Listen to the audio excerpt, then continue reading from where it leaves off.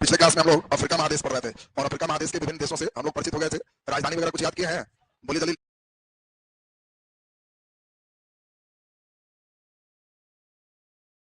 जल्दी। लीबिया की राजधानी त्रिपोली। सोमालिया, सोमालिया डकैत थे, मौका हर दिशा में देखते थे। मोगदिशु, मोगदिशु। मेडागास्कर, अंतानाना रिया। एकदम पूरा मन से याद नहीं किया है, घर पे जाके 1 घंटा एकदम देखो, पूरा याद हो जाए सबको। चलिए अब इसमें आगे की ओर बढ़ाएं। आज के क्लास में अफ्रीका महादेश में हम लोग पूरे इसके राजनीतिक पहलू और प्राकृतिक पहलू को देखेंगे। तो आपको हम बताए थे कि अफ्रीका महादेश विश्व का इकलौता दुर्लभ महादेश है जहां पे तीनों रेखाएं, आपको याद है कि इसके ठीक बीच से गुजरने वाली कौन है? विषुवत रेखा, ऊपर से कर्क रेखा और नीचे से मकर रेखा। तो ये तीनों ही इससे गुजरती है। नीचे हेडिंग दे दीजिए, नीचे हेडिंग दे, अफ्रीका महादेश। अफ्रीका महादेश, अफ्रीका महादेश के विभिन्न देश जिससे कर्क रेखा गुजरती है। अफ्रीका महादेश के विभिन्न देश जिससे कर्क रेखा गुजरती है, जिससे कर्क रेखा गुजरती है, कर्क रेखा गुजरती है। बहुत इंपॉर्टेंट बात आपको समझनी है। ये सब अच्छा प्रश्न होगा, किससे नहीं गुजरती है, तो ये सब क्वेश्चन आपसे बनेगा। कर्क रेखा आपको मालूम है 23.5 डिग्री नॉर्थ है और कर्क रेखा जैसे ही बोले आपकी नजर में 2-3 बात आ जाना चाहिए। पहला, जिस भी देश से कर्क रेखा गुजर रहा है उन सभी देश की जलवायु भारत की जलवायु के जैसा होगा। कारण आपको मालूम है भारत से भी कर्क रेखा गुजरती है, लेकिन यहाँ पर थोड़ा उसी के ऊपर आएंगे तो थोड़ा भारत से ज्यादा गर्मी होगी क्योंकि बहुत बड़ा सहारा मरुस्थल यहाँ पर स्थित। और आपको दिमाग में सेट रखना है कि इसमें अफ्रीका महादेश में 7 देश से कर्क रेखा गुजरती है और कर्क रेखा का मानचित्र आपको ध्यान रखना है मिस्र से शुरू होता है और मिस्र से शुरू होकर बस ये बहुत इंपॉर्टेंट है, नाइजर टच करता है, चार छूट जाता है, फिर इसके बाद बाकी सीधा सीधा चलता है। अब इतना ही गुजार देंगे तो 7 देश कंप्लीट हो। 7 देश से गुजर रही है। पहला देश का नाम क्या है? मिस्र। दूसरा लीबिया, दूसरा नंबर लीबिया। तीसरा नंबर नाइजर, तीसरा कौन है? नाइजर। चौथा नंबर अल्जीरिया। पांचवा माली। छठा मोन्टानिया, छठा का नाम मोन्टानिया। और 7वां नंबर पश्चिम सहारा। इस देश का नाम ही पश्चिम सहारा है, वेस्टर्न सहारा। तो आपसे बहुत अच्छा क्वेश्चन आएगा कि बताओ अफ्रीका महादेश में किस देश से कर्क रेखा नहीं गुजरती है, ऐसे क्वेश्चन है। और चॉइस में आपको दिया रहेगा लीबिया, नाइजर, माली और फिर दे देगा नाइजीरिया।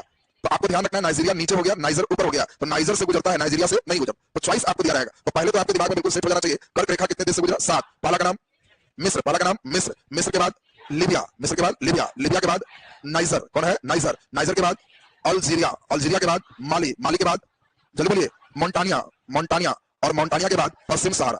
तो पहले सारे बच्चे बताओ इस 7 देश दिमाग में फिर से बैठाएंगे, हम सब पूछेंगे 7 देश से कर्क रेखा गुजरी कौन कौन है? मिस्र, मिस्र के बाद लीबिया, दिमाग में सेट रखेगा, मिस्र के बगल में लीबिया। इससे 2 फायदा होगा, बगल का देश भी याद होते जाए। मिस्र लीबिया, मिस्र लीबिया के बाद नाइजर अल्जीरिया, मिस्र लीबिया नाइजर अल्जीरिया, मिस्र लीबिया नाइजर अल्जीरिया, माली, मोन्टानिया और पश्चिम सहारा।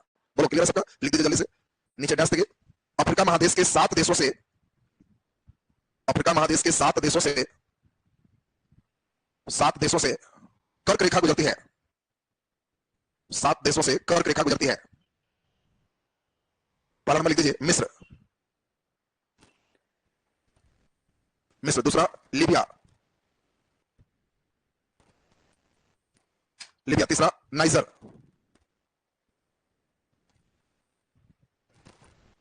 नाइजर। चौथा अल्जीरिया, अल्जीरिया। उसके बाद माली, इसके बाद मोन्टानिया, मोन्टानिया। इसके बाद पश्चिम सहारा, पश्चिम सहारा। ये धीरे धीरे दिमाग में सेट होगा। पहले हम आपको किसको बुलाएंगे, सारी रेखाएं आपको क्लियर होना चाहिए। तो कर्क रेखा कहां कहां से गुजरती है, ये रेखा दिमाग में आ गया सबका। कर्क रेखा जब भी बोलेंगे तो आपको समझना है कि 4 केवल छूटेगा और नाइजीरिया का बस ये हिस्सा से गुजर जाएगा, तो नाइजर से। तो आपका ये जो लाइन देख रहे हो यही कर्क रेखा है। मिस्र, लीबिया, नाइजर, अल्जीरिया, माली, मोन्टानिया, पश्चिम सहारा। बोलो क्लियर हो गया? अब इसमें 6 देशों से मकर रेखा गुजरती, विषुवत रेखा गुजरती है। विषुवत रेखा का मतलब हो गया 0 डिग्री देशांतर। इसी को भूमध्य रेखा कहते हैं। और भूमध्य रेखा जिसको भी बोलेंगे आपको 2-3 बात बहुत इंपॉर्टेंट समझना। भूमध्य रेखीय जलवायु बहुत कठिन जलवायु होती है, वहां सभी लोग नहीं रह सकते। भूमध्य रेखा पर सालों गर्मी होती है और डेली पानी पड़ता है। भूमध्य रेखीय जलवायु की विशेषता है प्रतिदिन वर्षा। जब हम कहेंगे प्रतिदिन वर्षा करना भूमध्य रेखीय जलवायु, यहाँ डेली गर्मी 3 बजे से एकदम राइट टाइम घड़ी देख के पानी पड़ना शुरू, 1 घंटा पानी पड़ा, पानी बंद। अब आप ही बताओ खूब गर्मी और डेली वर्षा होने से पेड़ पौधा छोटे होंगे कि बहुत ऊंचा? बहुत ऊंचा। और इसलिए यहाँ पेड़ पौधे बहुत ऊंचे ऊंचे होते हैं, बहुत सघन वन होते हैं। तो इसी कारण से अफ्रीका के आंतरिक भाग तक अंग्रेज नहीं पहुंच पाए और इसीलिए अफ्रीका को लोग नाम दिए अंध महादेश। तो हम लोग पहले अभी विषुवत रेखा की बात करेंगे। यही जो देख रहे हो विषुवत रेखा का क्षेत्र यही है और विषुवत रेखा ये इतना ही 6 देशों से पास करता है। और पहले 6 देश दिमाग में बैठा लो। पहला नंबर सारे लोग समझ रहे हो सोमालिया, सोमालिया को देख रहे हैं। दूसरा नंबर का नाम केन्या, केन्या के बगल में युगांडा, युगांडा के बाद ये जो देख रहे हो ये आपको याद होगा कांगो लोकतांत्रिक गणराज्य, जिसका पहले नाम जायरे था। ये कांगो है और इसका नाम गैबन है, उसका नाम क्या है? गैबन। तो 6 देश है। पहला सोमालिया, दूसरा केन्या, तीसरा युगांडा, चौथा कांगो लोकतांत्रिक गणराज्य, इसके बाद कांगो और इसके बाद गैबन। और यही समझना है, जैसे ही ये लाइन बनाएंगे तो इसको 0 डिग्री अक्षांश के नाम से जानते हैं। और 0 डिग्री अक्षांश जो आप देख रहे हो इसका नाम 23.5 डिग्री अक्षांश। ये लास्ट जो मेडागास्कर देख रहे हो ये मेडागास्कर के हिस्से से यहीं पर जाएगा कौन? मकर रेखा। तो यहाँ लास्ट हिस्से में जो आप देख रहे हो ये मकर रेखा का लाइन होगा और ये मकर रेखा गुजर। अब बताओ मकर रेखा को हम लोग क्या कहेंगे? 23.5 डिग्री साउथ। 23.5 नॉर्थ से 23.5 साउथ के बीच इस जलवायु को ही हम लोग उष्ण कटिबंध की जलवायु कहते हैं। और आप सारे बच्चों को याद होगा कि उष्ण कटिबंध में जो घास होते हैं वो काम लायक नहीं होते, इसीलिए इस बीच में जो भी घास के मैदान हो वो घास के मैदान बहुत कारगर नहीं हो, और इसके नीचे जो होगा वो शीतोष्ण कटिबंधीय घास का मैदान होगा, और इसीलिए साउथ अफ्रीका में शीतोष्ण कटिबंधीय घास के मैदान है जो 23.5 से नीचे, और इसी घास के मैदान को वेल्ड कहते हैं। अब बहुत इंपॉर्टेंट ध्यान रखना, जब हम कहेंगे वेल्ड तो आप कहना कि वो वेल्ड एक शीतोष्ण कटिबंधीय घास का मैदान है और बड़ा काम लायक, और जब हम कहें इस बीच में कोई घास का मैदान तो आप कहना कि समझ गए इस बीच के जो घास का मैदान होगा उसी को सवाना कहते हैं। और अब आप बताओ वेल्ड और सवाना में डिफरेंस क्या हुआ? सवाना एक उष्ण कटिबंधीय घास का मैदान है जबकि वेल्ड एक शीतोष्ण कटिबंधीय घास का मैदान। पिछले क्लास में जो तुम पढ़ रहे थे डाउन्स, प्रेरीज, स्टेपीज, वो सब शीतोष्ण कटिबंधीय घास का मैदान, वो सभी 23.5 के बाद यहाँ या ऊपर थे। इस बीच में आपने घास का मैदान दक्षिण अमेरिका में पढ़ा था, लानोस, ये सब उष्ण कटिबंधीय वहां भी थे, लेकिन यहाँ पर आपको ध्यान रखना है कि उष्ण कटिबंधीय घास के मैदान को सवाना का। कितना सवाना आप लोग हमारे यहाँ भी है, भारत में भी 23.5 जो देख रहे हो, ये 23.5 के ऊपर के बेल्ट में यहाँ भी देखें, ये हम लोग जब भी आएगा तो यहाँ के नीचे या ऊपर में होगा, और भारत में आप जानते हो 23.5 झारखंड से गुजर गए, तो इसके ऊपर उस शीतोष्ण कटिबंधीय, तो हम लोग के बिहार के क्षेत्र में जो घास है वो शीतोष्ण कटिबंधीय, और जो खेत जनरली पड़ती है तो वहां तुम देखोगे बड़ा बड़ा घास के नाम पर झलासी हो जाए, तो जो झलासी तुम देखते हो ना वही शीतोष्ण कटिबंधीय घास का मैदान है, और यहाँ पे वही झलासी, यहाँ पे और ज्यादा इन क्षेत्रों में गर्मी ज्यादा पड़ते हैं, तो इस सब बेल्ट में हाथी घास होते हैं। हाथी घास का मतलब हो गया कि घास का पेड़ ही 20-20 फीट तक ऊंचा, 10 फीट ऊंचा, 10 फीट ऊंचा आदमी से ऊंचा घास है झलासी, इसको भैंस गाय भी सूंघ के छोड़ दे, तो किसी जानवर के काम लायक नहीं है, काम लायक है, मेहनत करके काटिए तब वहां खेती हो, कोई खाएगा भी नहीं, इसको है कि नहीं उग जाएगा तो जानवर छोड़ दीजिए, कम से कम जानवर चलेगा, इसको जानवर भी नहीं चलता। तो आपसे क्वेश्चन आएगा बहुत इंपॉर्टेंट कि बताओ यहाँ पे आपसे पूछे कि केन्या के घास में जो मैदान होगा उसमें घास होगा शीतोष्ण कटिबंधीय कि उष्ण कटिबंधीय? उष्ण कटिबंधीय होगा। दक्षिण अफ्रीका में नीचे शीतोष्ण कटिबंधीय, और शीतोष्ण कटिबंधीय घास को क्या कहेंगे? वेल्ड। उष्ण कटिबंधीय घास को सवाना। ये दो बहुत इंपॉर्टेंट यहाँ पर फीचर हो गया। तो पहले हम लोग को ये ध्यान रखना है 6 कंट्री अभी जस्ट आपको याद चाहिए। ये 6 कंट्री इसलिए इंपॉर्टेंट है क्योंकि यहाँ की जलवायु बाकी देशों की जलवायु से अलग, यहाँ सालों गर्मी और यहाँ बहुत हाई टेम्परेचर। इन लोग के व्यक्ति को कभी देखोगे केन्या का मैच, अगर तुम क्रिकेट मैच देखोगे तो इन लोग व्यक्ति इतने गोरे होंगे कि पूछिए मत, क्योंकि वहां विषुवत रेखा गुजर रही, ईश्वर ने त्वचा में उनके मेलेनिन बहुत बढ़ा दी है, मेलेनिन से आप उष्णता ऑब्जर्व कर सकते हो, और जिनका भी रंग काला है वो मेलेनिन है और गर्मी ऑब्जर्व कर सकते हैं। यहाँ मेलेनिन वाले ही सब लोग, भारत में कोई लोग काला नहीं है, भारत में कितना काला है तो उसको सांवला कहते हैं, भारत में काला ही नहीं कोई, कितना काला रहेगा तो उसका देखोगे घर वाला कहेगा कि काला रह सकता होगा, लेकिन मुंह पर पानी बात समझ रहे हो? यहाँ के लोग भारत में पानी है चमक रहा है, यहाँ कोई मुंह पर पानी नहीं, यहाँ कंप्लीट ब्लैक, मैंने भैंस भी अगर बच्चा उसका मर जाए इसको खड़ा कर दे तो दूध दे देगी कि हाँ बच्चा मेरा यही। ये आपका यहाँ विषुवत रेखीय बेल्ट हो गया। तो पहले 6 ध्यान दीजिए, विषुवत रेखा 6 देश से गुजर रही है। पहला देश का नाम बोलो सोमालिया। जब हम कहें विषुवत रेखा तो काटना समझ गया, 20 को डकैत था और डाकू वाला देश कौन हो गया? सोमालिया। और डकैत यहाँ कन्या है, तो कन्या से 2 एकदम नाम मिलता जुलता है, एक केन्या और एक कांगो, दोनों दिमाग में सेट रखेगा, दोनों एक जैसा है, केन्या और कांगो, केन्या और कांगो, फिर 2 एक जैसा है, इसमें कांगो के जैसा ही है, कांगो लोकतांत्रिक गणराज्य। तो देखिए कैसे दिमाग में आ रहा है, जैसे हम कहें विषुवत रेखा तो कहेगा डकैत वाला है विश्व सोमालिया, और डकैत कन्या से रिलेटेड तो केन्या, और केन्या जैसा कांगो, और कांगो जैसा जल्दी बताइए कांगो लोकतांत्रिक गणराज्य। तो 6 में 3 तो आपको याद होगा, बाकी 3 के लिए ध्यान रखेंगे। इधर है गैबन, इस देश का नाम क्या है? गैबन, इस देश का नाम गैबन, और यहां देख रहे हो युगांडा, इसका नाम क्या है? युगांडा। तो गैबन युगांडा। अब लास्ट बार सोमालिया, केन्या, कांगो, इसमें ध्यान दीजिए गैबन, ये हो गया कांगो लोकतांत्रिक गणराज्य। तो अब जल्दी से लास्ट हम लोग एक रिवीजन कर लें, यहां से जो निकल रहा है इसी रेखा को हम लोग कहते हैं 0 डिग्री विषुवत रेखा, और ये पहला नंबर गुजर रहा है सोमालिया, दूसरा नंबर केन्या, तीसरा नंबर कांगो, चौथा नंबर कांगो लोकतांत्रिक गणराज्य, और 5वां नंबर गैबन, और 6ठा नंबर युगांडा। बोलो 6 नहीं याद हो गया सबको? लिख दीजिए डैश देके। अफ्रीका के 6 देश से, अफ्रीका के 6 देश से 0 डिग्री अक्षांश,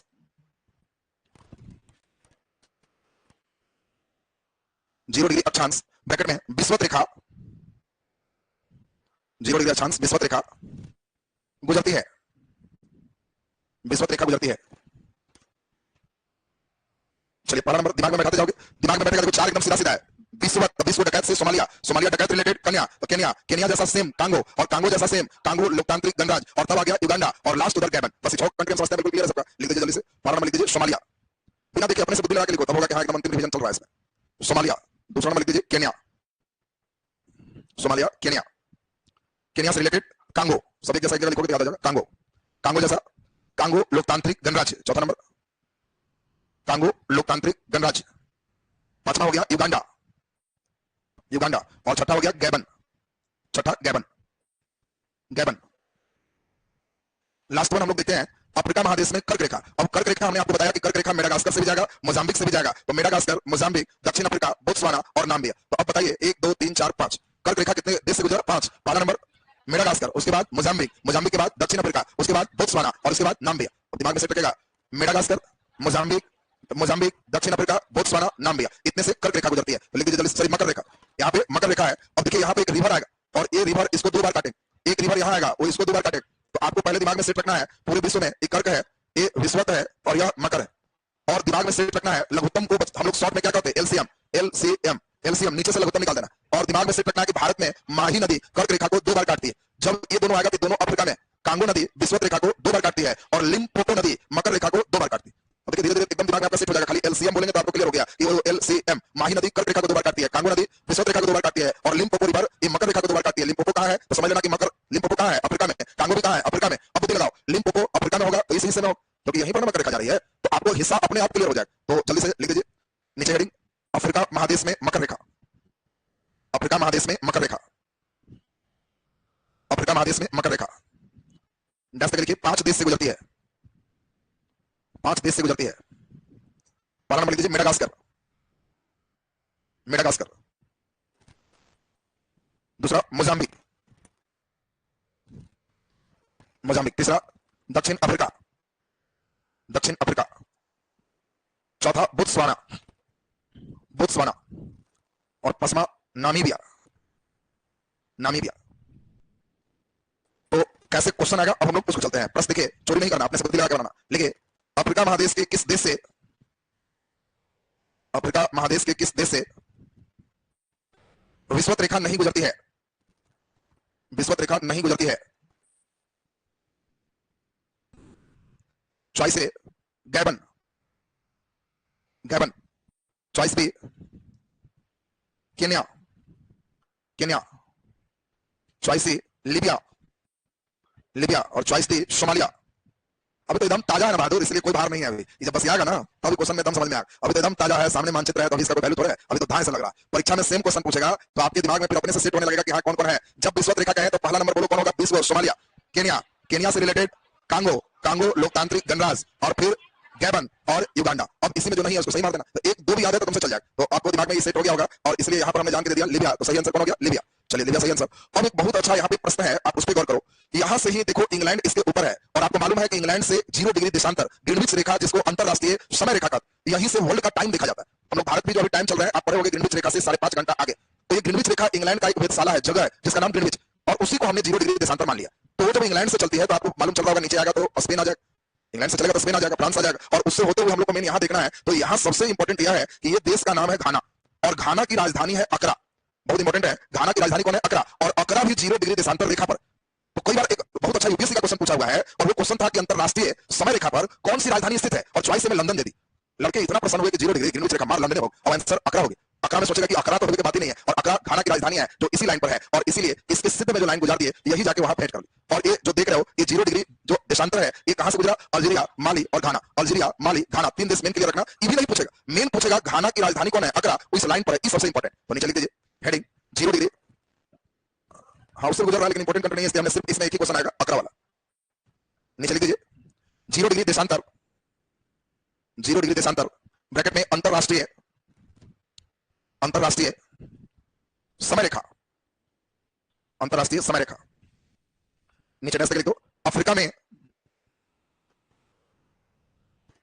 अफ्रीका में अल्जीरिया, अल्जीरिया, माली, माली और घाना से गुजरता है, अल्जीरिया, माली और घाना से गुजरता है।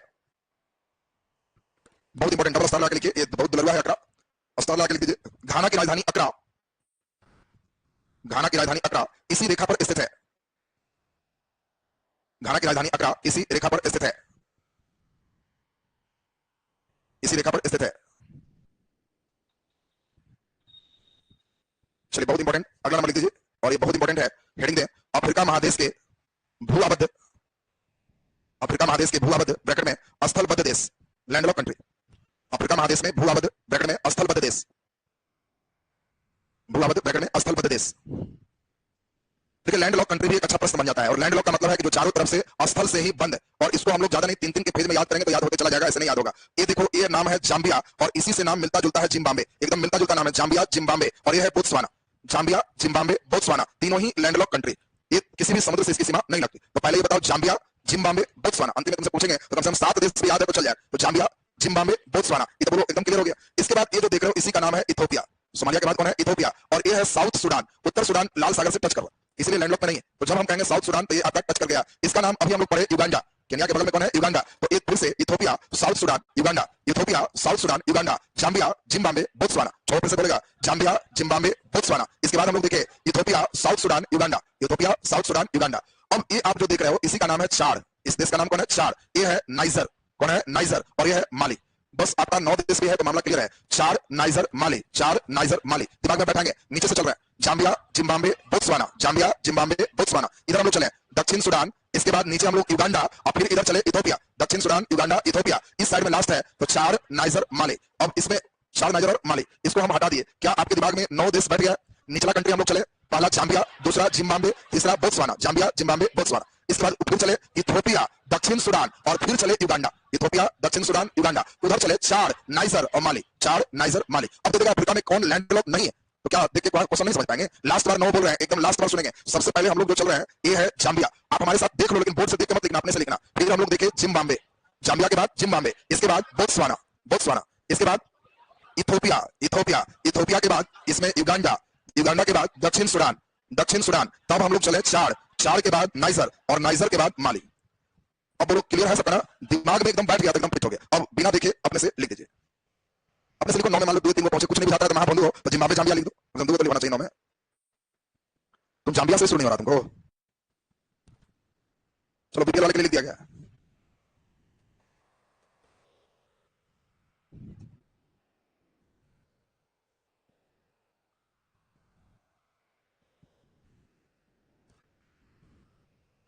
अब ध्यान दीजिए, इन सभी में बहुत ट्रिक्स का नहीं काम है। ट्रिक्स में कितना रटोगे, कर का मकर का विश्व का मालूम चलेगा, ट्रिक्स से बुला के। तो ये दिमाग में लिखने के अभ्यास से तुम्हारा ठीक हो जाएगा। अब क्वेश्चन दे देगा कौन लैंडलॉक नहीं है, कौन लैंडलॉक है। अब क्वेश्चन दे रहा है कि बताओ कौन लैंडलॉक कंट्री है। चॉइस है सोमालिया, बी मेडागास्कर, सी दक्षिण अफ्रीका और डी चाड।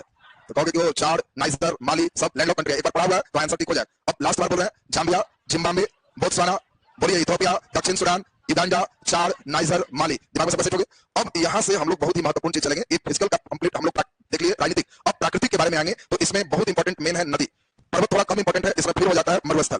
तो नदी, मरुस्थल और फिर पर्वत, ये 3 सेक्शन और घास का मैदान, ये चारों जैसे ही हम लोग देख लिए, कहानी कंप्लीट लगभग हो जाएगा। और तब हम लोग अंतिम महादेश देखेंगे, एशिया महादेश। तो नीचे नीचे हेडिंग दे दीजिए, बोलिए।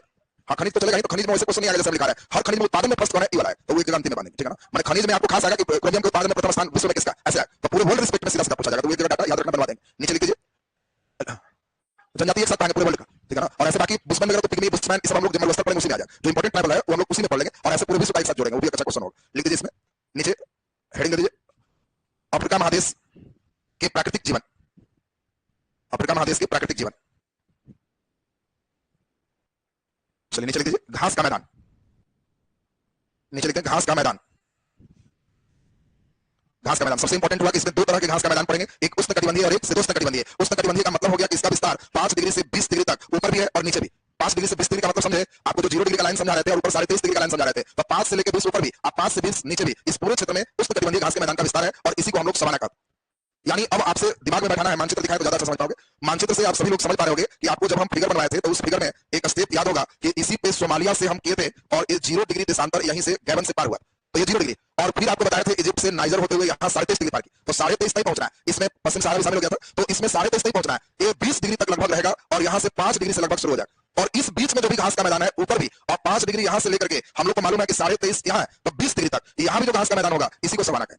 इसीलिए तो मानचित्र में देखोगे तो सवाना का एक बहुत बड़ा हिस्सा दिखाया जाएगा। कई जगहों पर यहाँ डीप चलेगा, फिर बीच में एकदम पतला कर देगा, फिर यहाँ डीप कर दे, तो आप समझ लोगे कि बीच में पतला विश्व क्षेत्र में है, क्योंकि यहाँ घास विश्वकीय क्षेत्र के बांस जैसे और बड़े होते।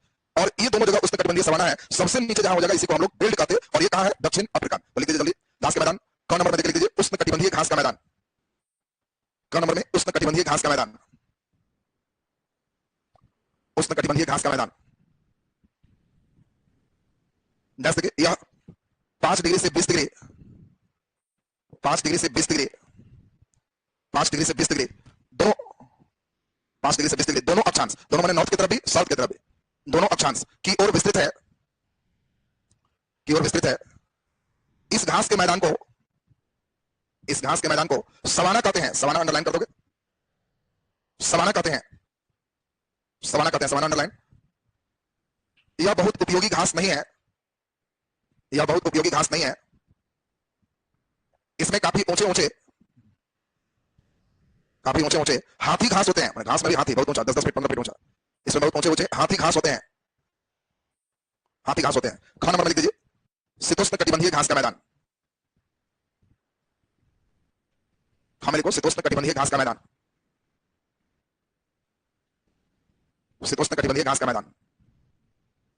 डैश लिख दीजिए इसका विस्तार दक्षिण अफ्रीका में, इसका विस्तार दक्षिण अफ्रीका में है, दक्षिण अफ्रीका में है। इस घास के मैदान को वेल्ड कहते हैं। वेल्ड कहते हैं। इस घास के मैदान को वेल्ड कहते हैं। चलिए नीचे हेडिंग दे दीजिए, अफ्रीका महादेश के नदी। बहुत इंपॉर्टेंट सेक्शन आ गया, स्टार लगा दीजिएगा। अफ्रीका महादेश के नदी, अफ्रीका महादेश के नदी। चलिए ध्यान दीजिए, सभी लोग खूब बढ़िया से समझेंगे। जब अफ्रीका पढ़ रहे हैं तो यहीं पर एक झील है, विक्टोरिया झील, और विक्टोरिया झील से श्वेत नील निकलती है। इस नदी का नाम श्वेत नील है। यहाँ पर है टाना झील, इस झील का नाम क्या है? टाना झील। यहाँ से नीला नील, ब्लू नील निकलती, और ब्लू नील और व्हाइट नील आपको याद होगा सूडान की राजधानी खार्तूम में मिलती। बहुत इंपॉर्टेंट क्वेश्चन होगा कि खार्तूम में किन दो नदियों का संगम है? तो ब्लू नील और व्हाइट नील का। और फिर खार्तूम से जब दोनों मिलती है तो इसका नाम नील नदी।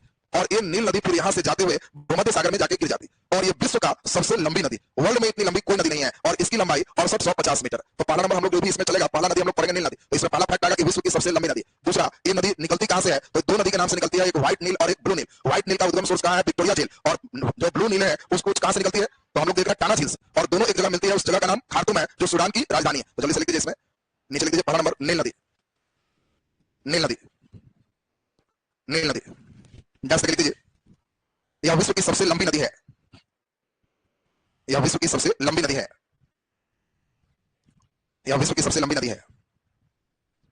ब्रैकेट में कर लीजिए, औसत 50 मीटर, सॉरी किलोमीटर, मीटर लिखा है, किलोमीटर, औसत 50 किलोमीटर।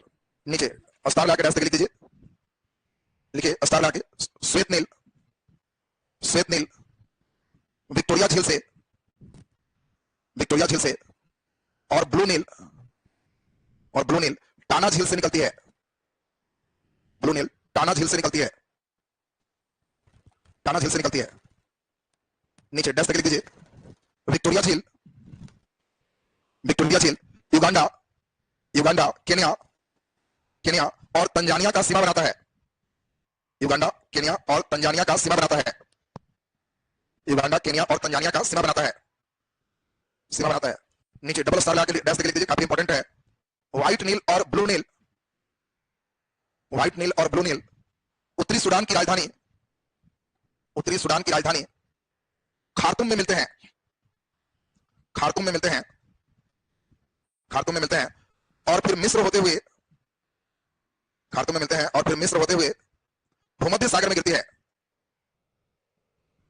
भूमध्य सागर में गिरती है। मिस्र में नील नदी पर बहुत एक बढ़िया बांध है। सोचो, नील नदी ये मिस्र में लगभग मरुस्थल है, फिर भी इस पर बांधा गया आसवन बांध। ये पूरे नील के लिए, मिस्र के लिए वरदान जैसा है। तो नीचे डैश लिख दो, नीचे डैश लिखिए, मिस्र को नील नदी का वरदान कहते हैं। मिस्र को नील नदी का वरदान कहते हैं। वही मिस्र इजिप्ट की ना, बोले मिस्र का नाम इजिप्ट है। मिस्र को नील नदी का वरदान कहते हैं, वरदान कहते हैं। नीचे डैश लिख दीजिए, नील नदी पर मिस्र में,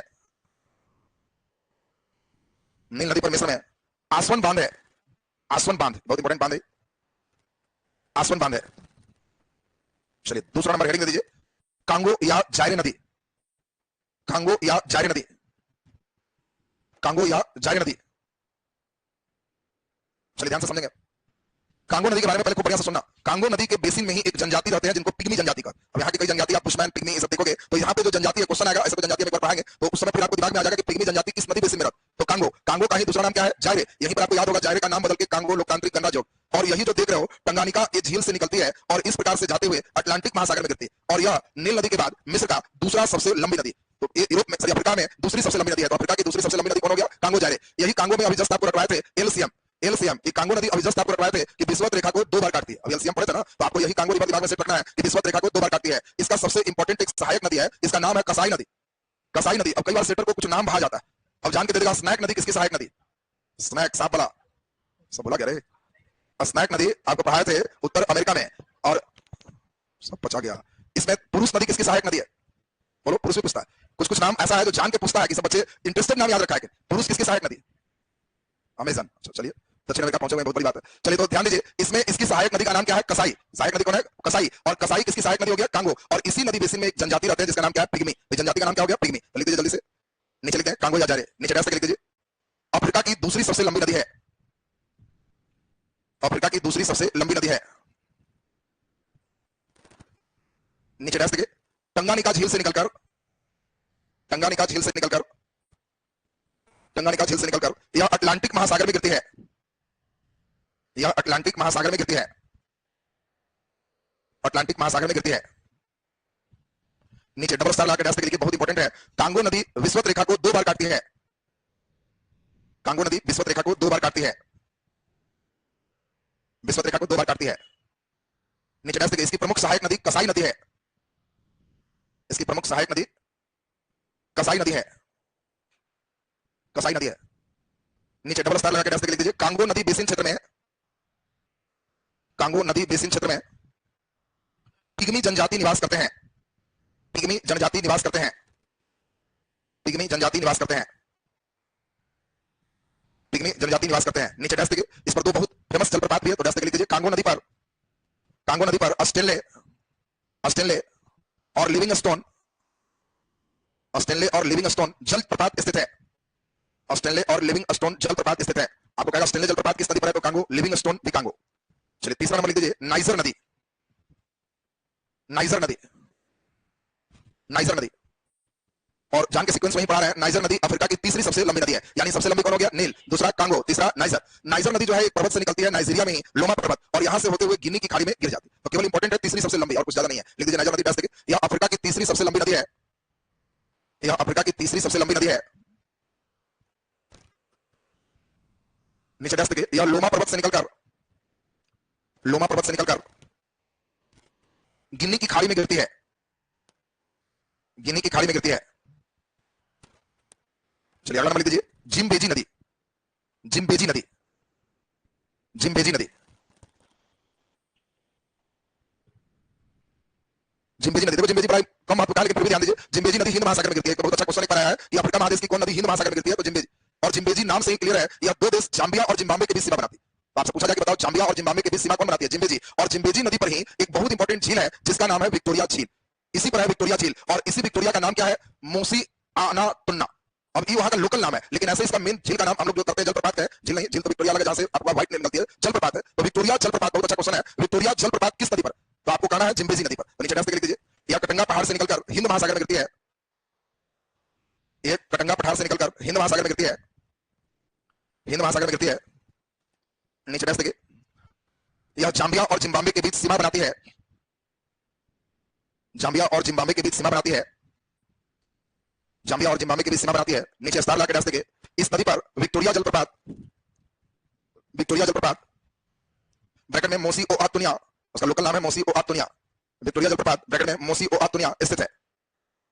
विक्टोरिया का ही जलप्रपात का नाम है मोसी ओ आतुनिया। तो जब कहेगा विक्टोरिया जलप्रपात तो जिम्बेजी नदी। अगला बहुत इंपॉर्टेंट एक हो गया लिम्पोपो। आपको बताया थे एलसीएम याद है, यही लिम्पोपो है। एक कांगो था और ऊपर माही था। तो लिम्पोपो नदी आपको याद है मकर रेखा को 2 बार काटेगी। तो लिख दीजिए नीचे लिम्पोपो नदी, लिम्पोपो नदी, लिम्पोपो नदी। एक बस की लाइन इंपॉर्टेंट है कि यह मकर रेखा को 2 बार काटती है। मकर रेखा को 2 बार काटती है। अगला नंबर लिख दीजिए ऑरेंज नदी, ऑरेंज नदी, ऑरेंज नदी।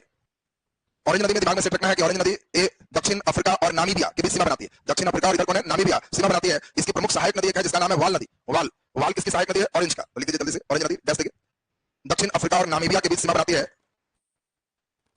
दक्षिण अफ्रीका और नामीबिया के बीच सीमा बनाती है। नीचे डैश देखिए, ड्रेकेन्सबर्ग पर्वत से निकलकर, ड्रेकेन्सबर्ग पर्वत से निकलकर अटलांटिक महासागर में गिरती है।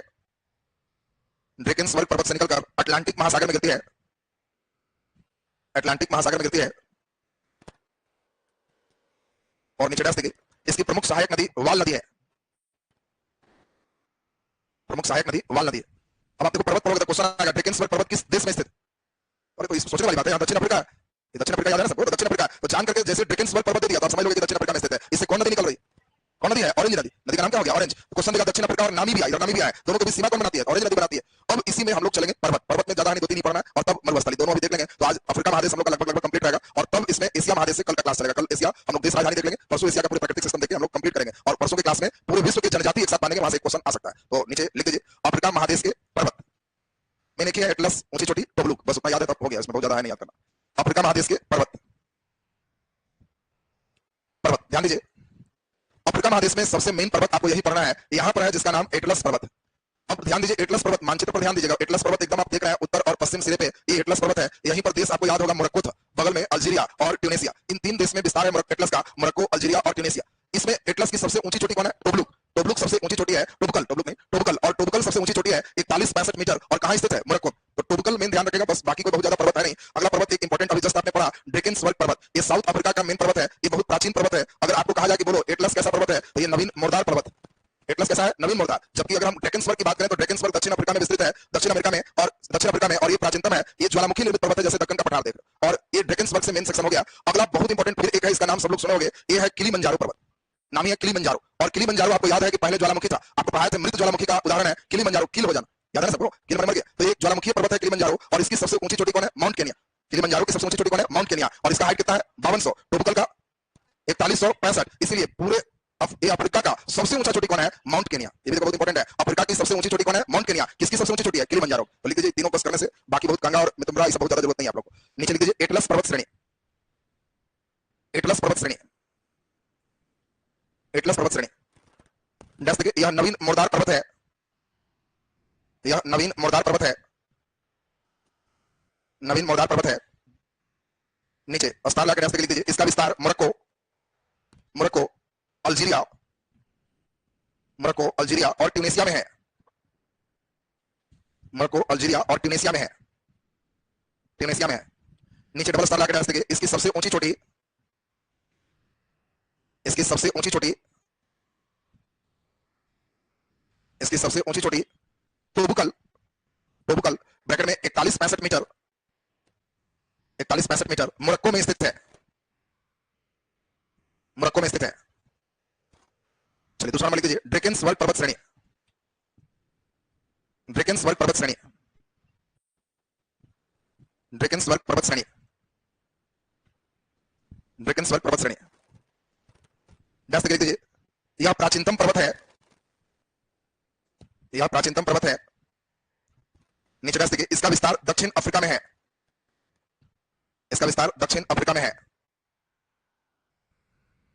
चलिए नीचे तीसरा विस्तार लगा दीजिए, किलिमंजारो पर्वत श्रेणी, किलिमंजारो पर्वत श्रेणी, किलिमंजारो पर्वत श्रेणी। जैसे लिख दीजिए, जैसे कि यह ज्वालामुखी निर्मित पर्वत श्रेणी है, ज्वालामुखी निर्मित पर्वत श्रेणी है, ज्वालामुखी निर्मित पर्वत श्रेणी है। नीचे डबल स्टार लाकर लिख दीजिए, इसकी सबसे ऊंची चोटी, इसकी सबसे ऊंची चोटी, इसकी सबसे ऊंची चोटी mount Kenya, mount Kenya bracket में 5200 मीटर है, माउंट केनिया ब्रैकेट में 5200 मीटर है, जो अफ्रीका महादेश की सबसे ऊंची चोटी है। अफ्रीका का पूछेगा तो टोबुकल भी चॉइस में देगा, लेकिन ध्यान रखना माउंट केनिया ज्यादा ऊंची है, जो अफ्रीका महादेश की सबसे ऊंची चोटी है, अफ्रीका महादेश की सबसे ऊंची चोटी है। चलिए नीचे हेडिंग दे दीजिए, अफ्रीका महादेश के मरुस्थल, सबसे इंपॉर्टेंट मरुस्थल का पार्ट है, अफ्रीका महादेश के मरुस्थल, अफ्रीका महादेश के मरुस्थल। चलिए ध्यान दीजिए, यहां से जो शुरू हुआ, ये मान के चलो लिबियाई, लुबियन, ये सब इसी का एक विस्तार है, और इसीलिए ये विश्व का सबसे बड़ा मरुस्थल है, और ये काफी लोगों को बेसहारा करता है। स्वयं का नाम सहारा, बात समझ लो, अपने नाम रखा है सहारा, और कई लोगों को कर दिया है बेसहारा। विश्व में सबसे गर्म क्षेत्र जो आप पढ़े थे अल अजीजिया, ये सब सहारा बेल्ट में ही स्थित, गर्मी का रीजन वही, और इस बेल्ट में काफी अधिक गर्मी है, उष्ण कटिबंधीय, ये आप देख पा रहे हैं यहाँ पर, ये पूरा उष्ण मरुस्थल का ही पार्ट हो गया। सहारा मरुस्थल में एक बहुत इंपॉर्टेंट चीज आप सुनते जाएंगे, ये अफ्रीका के उत्तर पश्चिम हिस्से में विस्तृत। यहाँ एक जनजाति रहते हैं सहारा में, बुद्धू, बुद्धू नहीं बुद्धू, और आपसे पूछा जाएगा बुद्धू जनजाति, तो सहारा मरुस्थल। दूसरा आपको ध्यान रखना है सहारा में कि यह उष्ण और शुष्क मरुस्थल है। अगला बहुत इंपॉर्टेंट है, विश्व का सबसे बड़ा उष्ण मरुस्थल है। हाँ, अगर शीत मरुस्थल की बात होगी तो वो भी हो जाएगा, फिर दूसरा आंसर हो जाएगा, फिर ये नहीं रहेगा। तो उष्ण मरुस्थल या कुछ नहीं बोले खाली मरुस्थल, तो सबसे बड़ा हमारा कौन है, सहारा। तो नीचे हेडिंग दे दीजिए, सहारा मरुस्थल, सहारा मरुस्थल, सहारा मरुस्थल। डैश लिख दीजिए, यह विश्व का सबसे बड़ा मरुस्थल है, विश्व का सबसे बड़ा मरुस्थल है, सबसे बड़ा मरुस्थल है। नीचे डैश देखिए, अफ्रीका के उत्तर पश्चिम हिस्से में स्थित है, अफ्रीका के उत्तर पश्चिम हिस्से में स्थित है, अफ्रीका के उत्तर पश्चिम हिस्से में स्थित है, उत्तर पश्चिम हिस्से में स्थित है। नीचे स्टार लाकर देखिए, यह एक उष्ण मरुस्थल है, उष्ण मरुस्थल है, उष्ण और शुष्क, उष्ण मरुस्थल है। नीचे डबल स्टार लाकर लिख दीजिए, सहारा मरुस्थल में बुद्धू जनजाति का निवास क्षेत्र है, बुद्धू जनजाति का निवास क्षेत्र है, बुद्धू जनजाति का निवास क्षेत्र है। नीचे लिख दीजिए दूसरा, लीबिया मरुस्थल, लीबिया मरुस्थल, लीबिया मरुस्थल। चलिए लिबिया सारे बच्चे को क्लियर हो रहा होगा, सहारा मरुस्थल का ही पूर्वी विस्तार। देखो पूछा जाए सहारा का पूर्वी विस्तार कौन मरुस्थल है, लिबिया, इसी का विस्तार है, और ये देश में है लिबिया, वहीं स्थित, लिबिया की राजधानी त्रिपोली, तो ये लिबिया देश में स्थित है। तो लिख दीजिए, लिबिया देश में स्थित, लिबिया देश में स्थित सहारा मरुस्थल का, सहारा मरुस्थल का पूर्वी विस्तार है, पूर्वी विस्तार है। चलिए अगला नंबर लिख दीजिए, नूबियन मरुस्थल। नूबियन, दो एकदम मिलता जुलता नाम है, नूबियन और एक नामीब। तो नामीब आएगा तो एकदम उधर हो जाएगा, नूबियन मरुस्थल। तो आपको ध्यान रखना है, बोलो नूबियन का विस्तार कहां है? सूडान में। तो डैश लिख दीजिए, इस मरुस्थल का विस्तार सूडान में है, इस मरुस्थल का विस्तार सूडान में है, सूडान में है। एकदम उसी से मिलता जुलता मरुस्थल है, नामीब मरुस्थल, नामीब मरुस्थल, नामीब मरुस्थल, नामीब मरुस्थल। चलिए ध्यान दीजिए, आप सभी को याद होगा कि ऑरेंज नदी दो देशों के बीच सीमा बनाती है, एक दक्षिण जो है अफ्रीका और दूसरा जल्दी बोलिए नामीबिया। और इसीलिए ये नामीब मरुस्थल नामीबिया में विस्तृत। दूसरा बहुत इंपॉर्टेंट इससे जो क्वेश्चन आता है वो है कि तट के सहारे विस्तृत, बाकी मरुस्थल बीच बीच में, लेकिन तट के सहारे विस्तृत। आपसे पूछा जाएगा कि अफ्रीका के पश्चिम तट के सहारे विस्तृत मरुस्थल कौन है? तो नामीब हो जाएगा। अफ्रीका देखते हैं बच्चे सहारा मारते हैं, लेकिन तट के सहारे सहारा नहीं था, सहारा बीच में। और जब तट के सहारे कहेगा तो नामीब होगा, नामीबिया में विस्तृत है। यहाँ बहुत अच्छी मात्रा में टंगस्टन का निक्षेप, टंगस्टन जो बलुआ का तंतु है, तो यहाँ टंगस्टन का एक अच्छा निक्षेप है, हीरा भी इस मरुस्थल में मिलते हैं। तो लिख दीजिए, नामीबिया में इसका विस्तार है, नामीबिया में इसका विस्तार है। नीचे स्टार लगा के देखिए, यह मरुस्थल, यह मरुस्थल अफ्रीका महादेश के पश्चिमी तट के सहारे विस्तृत है। यह मरुस्थल अफ्रीका महादेश के पश्चिमी तट के सहारे विस्तृत है। नीचे देखिए, इसमें हीरा और टंगस्टन का निक्षेप है, हीरा और टंगस्टन का निक्षेप, हीरा और टंगस्टन का निक्षेप है।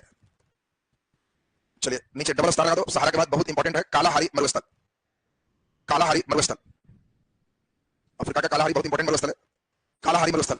चलिए ध्यान दीजिए, कालाहारी में दो तीन बात बहुत इंपॉर्टेंट है। पहला तो है कि यह दक्षिण अफ्रीका और बोत्सवाना दोनों देश में विस्तृत। कालाहारी का विस्तार कहां है? दक्षिण अफ्रीका और बोत्सवाना। दूसरा कालाहारी सबसे इंपॉर्टेंट है कि जैसे आप ऑस्ट्रेलिया पर रहते तो वहां के मरुस्थल में एक नहीं उड़ने वाला पक्षी था, बोलो एमू, पक्षी का नाम क्या था? एमू। उसी प्रकार से कालाहारी मरुस्थल में नहीं उड़ने वाला एक पक्षी है शुतुरमुर्ग। आप शुतुरमुर्ग का नाम सुने हो? शुतुरमुर्ग दो कारणों से बड़ा इंपॉर्टेंट है। सबसे बड़ा अंडा शुतुरमुर्ग का ही अंडा है, और आप बायोलॉजी में पढ़ोगे सबसे बड़ा सेल तो शुतुरमुर्ग का ही। और वो शुतुरमुर्ग हर जगह नहीं है, शुतुरमुर्ग एक पक्षी है, उड़ नहीं सकता, और वो शुतुरमुर्ग पक्षी कालाहारी मरुस्थल में। अब ध्यान दीजिए, शुतुरमुर्ग नहीं उड़ता, लेकिन आदमी को भी टांग के बैठा के लेके चल सकता है। बहुत ही खतरनाक पक्षी है, क्योंकि मरुस्थल में रहते हैं, इसके आंख का भी दो लेयर, एक लेयर बंद करके भी भाग सकता है। जब धूल उड़ेगा एक लेयर बंद कर लिया, अंदर नहीं कुछ जाएगा और भाग सकता है। तो ये बड़ा अद्भुत शुतुरमुर्ग को बनाया गया। और एक कालाहारी बहुत इंपॉर्टेंट है बुशमैन के लिए। कालाहारी मरुस्थल में ही एक जनजाति है जिस जनजाति का नाम है बुशमैन। आगे जब जनजाति पढ़ाएंगे तो तुमको जान के आश्चर्य होगा बुशमैन के बारे में। ये लोग अपने शिकार नहीं करते, शेर शिकार जब करते हैं तो छिप के देखते हैं, और जैसे हिरन मारेंगे तो शेर का शिकार छीनते हैं। बुशमैन साधारण नहीं है, शेर का शिकार छीनना। यहाँ कुत्ता का शिकार छीनोगे जो गुनाता है, बिल्ली का तो तुम छीन ही नहीं सकते, कुत्ता का छीन ही नहीं सकते, और इस शेर का शिकार छीन लेते हैं। और ये बुशमैन जनजाति है कि जैसे मारा और दौड़ गए, और दौड़ गए तो इतना ट्रेंड है इस शेर को शिकार छोड़ के पीछे हटना पड़ता है, और कुछ लोग बस निकालते जाएंगे, कुछ लोग मोचा रहे। तो इतना बहुत ही इनकी अद्भुत कला है बुशमैन का। तो अब आपसे क्वेश्चन पूछेगा, जल्दी बताओ, बुद्धू जनजाति, सहारा, पिग्मी, कांगो बेसिन, पिग्मी कहां रहा है? कांगो बेसिन, और बुशमैन, एक कालाहारी मरुस्थल। ये तीन बहुत इंपॉर्टेंट है। ऐसे तो और भी कभी मेसाई वगैरह सब आएगा, बहुत सारे जनजाति आएंगे, लेकिन इसमें तीन बहुत इंपॉर्टेंट अभी आपको ध्यान रखना है। तो जल्दी से लिख दीजिए, कालाहारी में स्टार लगा के लिखिए, इसका विस्तार दक्षिण अफ्रीका और बोत्सवाना में है, इसका विस्तार दक्षिण अफ्रीका और बोत्सवाना में है, दक्षिण अफ्रीका और बोत्सवाना में है, बोत्सवाना में है। नीचे डैश देखिए, डबल स्टार लगा के, इसमें नहीं उड़ने वाला, नहीं उड़ने वाला विशाल पक्षी शुतुरमुर्ग पाया जाता है, विशाल पक्षी शुतुरमुर्ग पाया जाता है, शुतुरमुर्ग पाया जाता है, शुतुरमुर्ग पाया जाता है। नीचे डबल स्टार लगा के डैश लिखिए, काफी इंपॉर्टेंट लाइन है, डबल स्टार लगा के डैश लिख दीजिए। कालाहारी मरुस्थल में बुशमैन जनजाति का निवास है, बुशमैन जनजाति का निवास है, बुशमैन जनजाति का निवास है, बुशमैन जनजाति का निवास है। तो आज हम लोग अफ्रीका महादेश कंप्लीट किए। अफ्रीका के खनिज वगैरह सब एक साथ खनिज में जोड़ेंगे तो उसमें टाइम इसलिए बचाए। एक साथ पूरे विश्व के खनिज कौन उत्पादन में प्रथम है क्वेश्चन तुमसे पूछा जाएगा, और दूसरा आपके लिए जनजाति वर्ल्ड का, दोनों कंट्री में एशिया में कंबाइन